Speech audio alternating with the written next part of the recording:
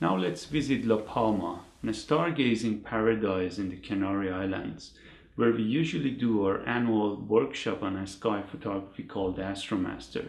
My colleague Christophe Malin there will introduce this panning option of Polarie further and talk about various speeds of panning.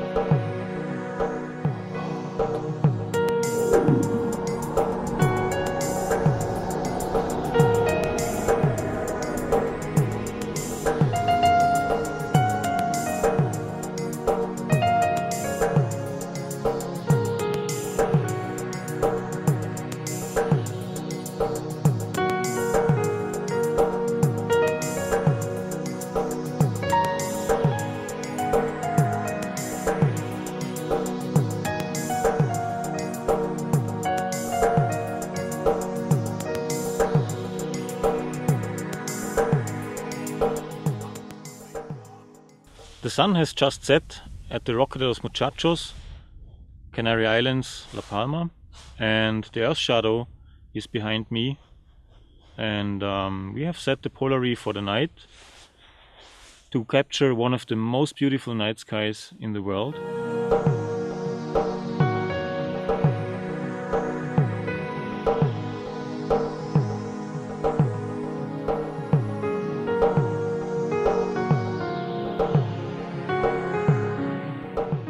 We have set the Polarie for use as a tracking device, but now we can easily use it as a panning device for time-lapse, a very reliable and easy to set up panning device for time-lapse.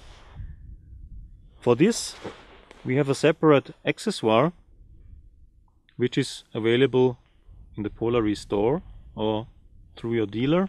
It's a very smart designed base plate. So now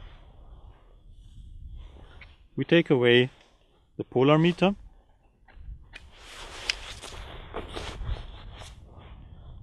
For a moment I will also put away the camera, which is very easily done. Then I remove the Polarie from the tripod and I will attach the base plate. You can see it even has a compass built in.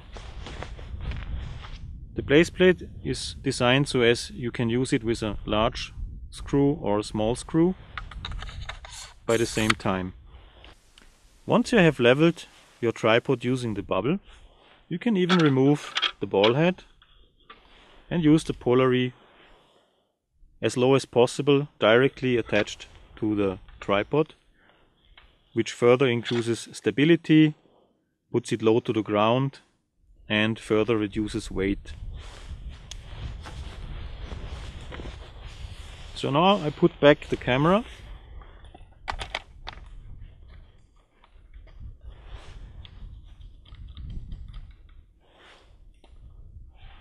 and now can test if the camera is also leveled, and can now with the second ball head easily move it to the desired angle.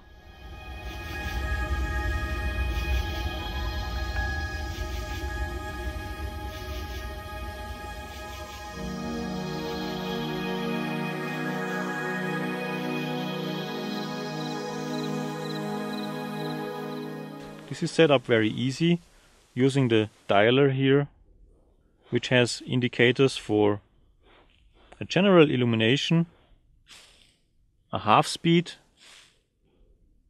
a star speed, even a sun and a moon speed.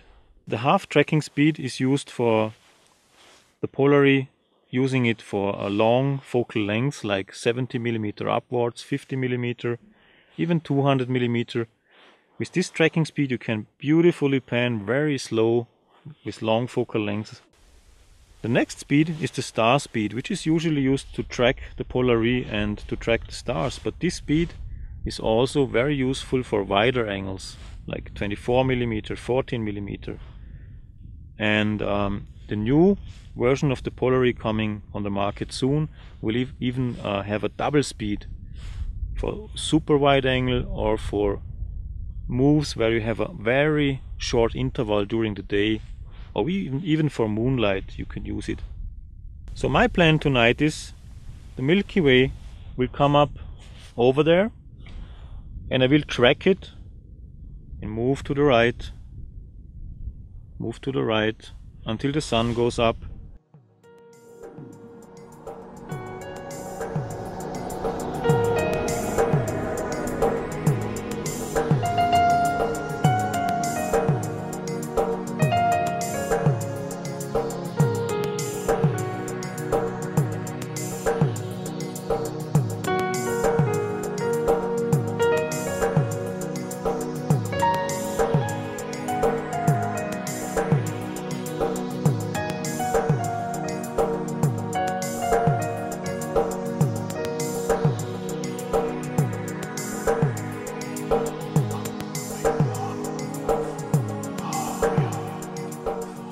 So when you want to use the Polary for long transitions from day into the night and from night into the day, you need a good power source.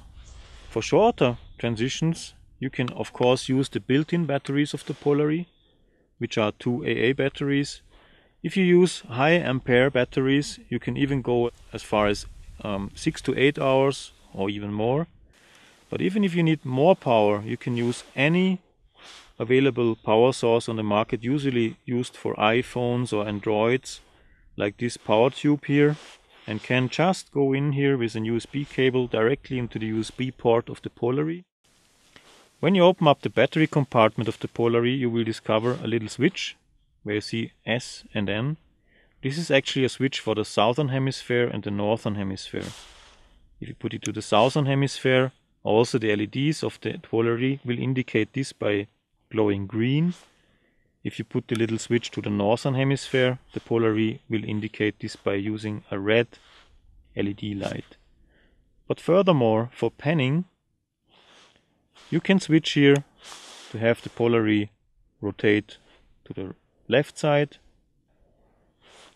and if you switch to the northern hemisphere, the Polary will go to the other side.